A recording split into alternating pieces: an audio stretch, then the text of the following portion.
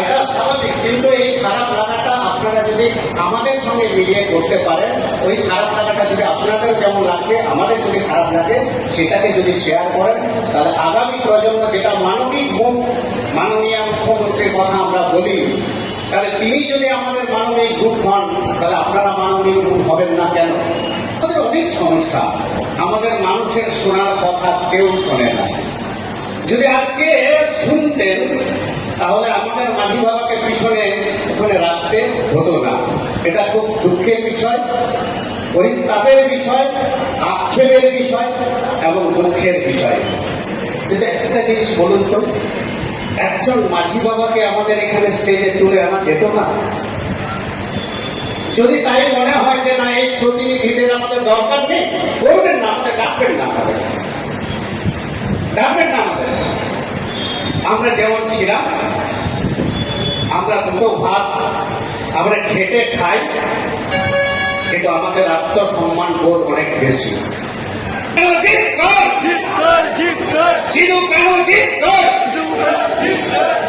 জোহার। প্রথমে আমি বেশ কয়েকটা কথা আপনাদের সঙ্গে আমি তুলে ধরব। মঞ্চে উপবিষ্ট জনপ্রতিনিধি বৃন্দ এবং হাওড়া জেলার আধিকারিক মহাশয়গণকে আমাদের আদিবাসী জনগোষ্ঠীর পক্ষ থেকে অনেক অনেক অভিনন্দন এবং নমস্কার। আমি শুধু সিধু কানু ওই সময়ে তীরবিদ্ধ করেছিলেন, আমি দুটো তীর আমি আপনাদের সামনে এখানেও আমি ছুড়ব। কারো খারাপ লাগলে আমাকে ক্ষমার চোখে আপনারা দেখবেন, এইটুকু বলে আমি কয়েকটা বিষয় সামনে উপস্থাপন করছি।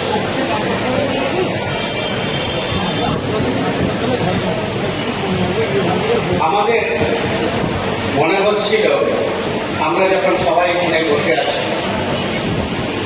আমাদের মনে হচ্ছিল এটা সিধু কানুর প্রতি যে সম্মান, এটা আমাদের মনে হচ্ছিল কোথাও যেন একটা ঘাটতি আছে। আমাদের সম্প্রদায়ের মানুষের মাঝি বাবারা হচ্ছে সবার উপরে। আমি জানি না হাওড়া জেলাতে কোনো আদিবাসী আছে কিনা, এটা বারবার আমার মনে হচ্ছে যে এখানে মনে হয় আদিবাসীরা বাস করে না, কোনো সাঁওতাল সম্প্রদায়ের মানুষ নেই। কিন্তু বিশ্বাস করুন, আমাদের এখানে যারা প্রায় 60 থেকে 65 জন যারা এসছেন, তারা আমাকে বলছিলেন যে আমরা বেরিয়ে যাচ্ছি। আমি বলেছিলাম না, প্রতিবাদটা হোক আমাদের স্টেজে হোক, আমরা বলবো আমাদের কথা কেউ শোনে না। অতএব আমরা যখন সুযোগ পেয়েছি কথা বলার, আমরা নিশ্চয়ই বলবো। এখানে যারা জনপ্রতিনিধি আছে অবশ্যই সম্মানীয়, আমাদের কোনো অসুবিধা নেই। কিন্তু একটা জিনিস বলুন তো, একজন মাঝি বাবাকে আমাদের এখানে স্টেজে তুলে আনা যেত না? যদি তাই মনে হয় যে না, এই প্রতিনিধিদের আমাদের দরকার নেই, করবেন না, আমাদের ডাকবেন না, ডাকবেন না আমাদের। আমরা যেমন ছিলাম, আমরা দুটো ভাত আমরা খেটে খাই, কিন্তু আমাদের আত্মসম্মান বোধ অনেক বেশি।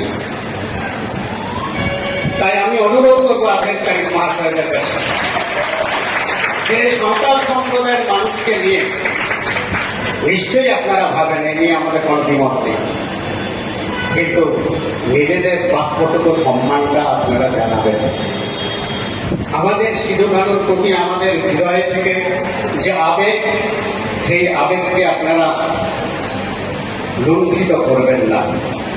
কারণ সিধু কানুর প্রতি যে শ্রদ্ধা, তার প্রতি যে আমাদের শহীদ স্মৃতিতে আমরা যে স্মৃতিতে মাল্যদান করবো, তার কোনো উপায় নেই। কারণ আমাদের দুঃখটা আমাদের দুঃখের মধ্যেই, মনের মধ্যেই গেঁথে রাখতে হবে। আমাদের অনেক সমস্যা, আমরা এখানে বিভিন্ন ছড়িয়ে ছিটিয়ে আছি, এটা ঠিক, কিন্তু আমাদের বেশ কিছু জায়গায় এখনো একত্রিত অবস্থায় আছে। জগৎবল্লভপুর, আপনারা এখানে মুন্সিরহাট, আন্দুলে এবং সাঁতরাগাছিতে, বাড়িজগাছাতে আমরা ছড়িয়ে ছিটিয়ে আছি। আমাদের অনেক সমস্যা, আমাদের মানুষের শোনার কথা কেউ শোনে না। যদি আজকে শুনতেন, তাহলে আমাদের মাঝি বাবাকে পিছনে ওখানে রাখতে হতো না। এটা খুব দুঃখের বিষয়, পরিতাপের বিষয়, আক্ষেপের বিষয় এবং দুঃখের বিষয়। আমি আশা করব পরবর্তী পর্যায়ে হয়তো কিছুদিন পরে বিশ্ব আদিবাসী দিবস হবে। এখন অনেকেই মনে করতে পারে তাহলে আমাদের একটু পরিচয়টা আমি নিজেরটা একটু দিয়ে দিই। আমাদের আপনারা জানেন পশ্চিমবঙ্গ রাজ্য আদিবাসী কল্যাণ সমিতি, West Bengal civil tribe welfare association, তার আমি রাজ্য সভাপতি। এবং গোটা পশ্চিমবঙ্গে যে আন্দোলনগুলো আদিবাসীদের দেখেন, দেউচা পাচামি থেকে আরম্ভ করে Rani Rashmoni, Jangalmahal, United Forum of All Adivasi organisation, 50 যে গণসংগঠন আছে তার আমি ওয়ার্কিং কনভেনার। এবং সেই সুবাদে আমরা ডেপুটেশন দিতে গিয়েছিলাম ডিএম ম্যাডামের কাছে, এবং ডিএম ম্যাডামের কাছে বেশ কিছু বিষয় আমরা তুলে ধরেছিলাম।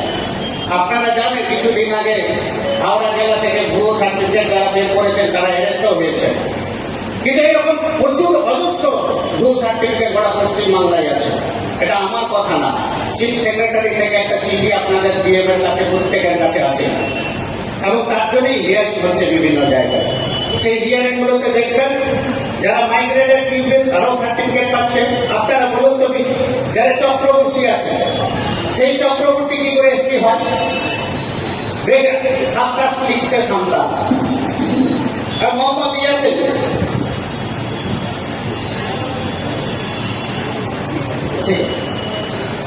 মোহাম্মদ ইয়াসিন সে আবার এসপি সার্টিফিকেট পেল কি করে? তো এরকম আমাদের অনেক সমস্যা আছে। আমি বেশ কয়েকটা কথা আপনাদের সামনে আমি তুলে ধরছি।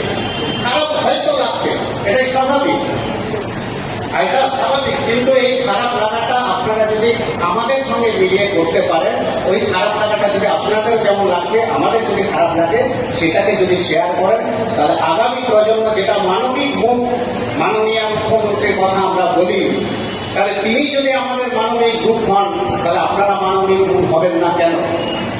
সেটা আচ্ছা, এরকম অনেক সমস্যা আছে। আমরা এই সিধু কানু মূর্তি আপনারা ভবিষ্যতে আমরা দাবি রাখতে, এখানে সিধু কানু মূর্তি আপনারা বানাবার চেষ্টা করুন। তাতে আমরা মনে করবো যে কোনো জায়গায়, তাতে মুন্সিঘাট হতে পারে, জগৎবল্লভপুর হতে পারে, বালি জগাছা বলা হতে পারে। এছাড়া বেশ কিছু ভূমিহীন আছে, পাট্টা দেওয়ার ব্যবস্থা করবেন। এবং বিশেষ করে আমরা আদিবাসী উৎসবে যে ছুটির কথা আমরা বলেছি, আদিবাসী ছুটি আমরা অলরেডি ইউপা থেকে মেল করে নবান্নে পাঠিয়েছি।